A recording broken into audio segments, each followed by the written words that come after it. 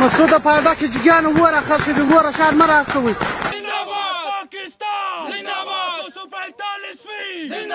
تو ناظرین 40 سال کی دوستی نبھانے کا، بھائی چارہ نبھانے کا صلہ یہ ملا ہے کہ افغانستان نے پاکستان پر دھاوا بول دیا ہے۔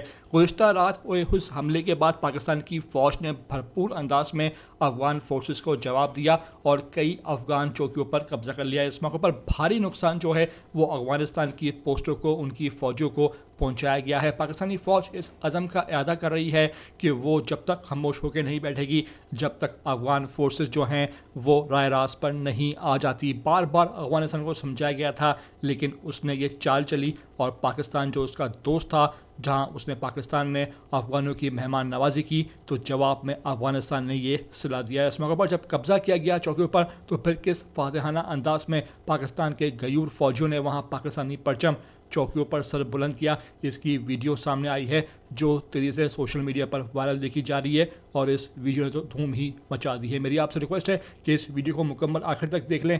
نئے آتے ہیں آپ ETV 247 اردو پر تو لازمی سے آپ سبسکرائب کریں، لائک کریں، شیئر کریں اور کمنٹ کر کے مجھے اپنی قیمتی آراء سے لازمی آگاہ ضرور کر دیجیے گا۔ مسعود پایدا کی جگان ورا خاصی دی ورا شهر مرا کوي. مکمل جگان راج په لسر روان